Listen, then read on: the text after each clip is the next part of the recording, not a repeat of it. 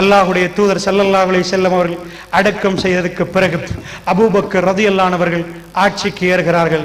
இதுதான் ரசூல் ஸல்லல்லாஹு அலைஹி வஸல்லமுடைய எப்படி வாழ்க்கையில் நடந்தார்களோ அதே மாதிரி தன்னுடைய வாழ்க்கையை நடத்துவதற்கு அபூபக்கர் ரலியல்லாஹு அவர்கள் முன்வருகிறார்கள். இது உம்மத்து பார்த்து கொண்டிருக்கிறது. ஆட்சிக்கு ஏறியதுக்கு பிறகு அவர் இவ்வளவு காலமாக இருந்துவிட்டு அப்படியே மாறினாரா? இல்லை, அல்லாஹ்வுடைய நல்லடியார்களே, பக்கத்திலே உள்ளவர் ஏதாவது ஆட்சி கிடைப்பதற்கு வரைக்கும் அமைதியாக நிற்பார். ஆட்சிக்கு பிறகு அப்படியே தலைக்கீழ மாறிவிடுவார். அபூபக்கர் சித்திக் ரலியல்லாஹு அவர்கள் அற்புதமாக அவருடைய வாழ்க்கையை 2 ஆண்டுகளில் முடித்தார். 63 வயது அவருக்கு 63 வயது. அவர் அடக்கம் செய்யப்படுகிறார் ரசூலுல்லாஹ்வுக்கு பக்கத்தில். 12 ஆண்டுகள் ரசூலுல்லாஹ் மரணிக்கிற நேரம் உமர் பின் கத்தாப் ரலியல்லாஹு அவர்களுக்கு 51 வயசு. 12 வருடங்களுக்கு ரசூலுல்லாஹ்வுக்கு இளமை. அபூபக்கர் சித்திக் ரலியல்லாஹு அவர்கள் 2 வருடங்களுக்கு இளமை. 12 ஆண்டுகள் சுழன்று கொண்டு போகிறது. ஹிஜ்ரி 23ஆம் ஆண்டு ரசூலுல்லாஹ் மரணித்து 12 ஆண்டுகள். அபூபக்கர் ரலியல்லாஹு அவர்கள் மரணித்து 10 ஆண்டுகள்.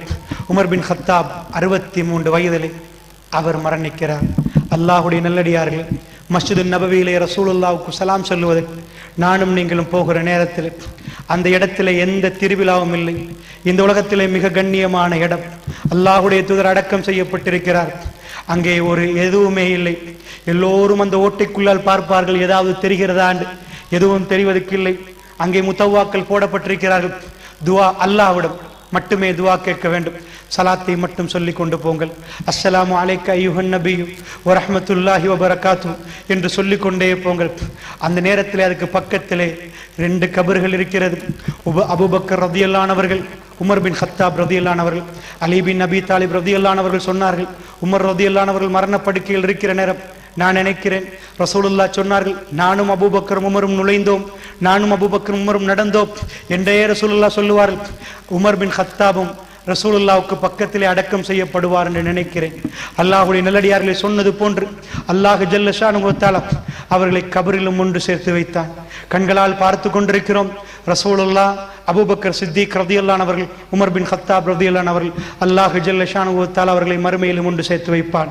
என்னையும் உங்களையும் அல்லாஹ் ரப்புல் ஆலமீன் அந்த மறுமையிலே அல்லாஹ்வுடைய தூதரோடு ஒன்று சேர்க்கக்கூடிய, ஒன்று சேர்த்து அற்புதமான மறுமை வாழ்க்கையை நினைத்து இந்த அற்பமான உலக வாழ்க்கையை விட்டும் நகர்ந்து மறுமை வாழ்க்கைக்காக வேண்டிய அத்தனையும் தயார்படுத்தக்கூடிய நல்லுள்ளம் படைத்தவர்களாக ஹிதாயத்தோடு கடைசி மூச்சு வரைக்கும் ஹிதாயத்தோடு வாழ்ந்து ஹிதாயத்து பறிக்கப்பட்ட மிகவுமே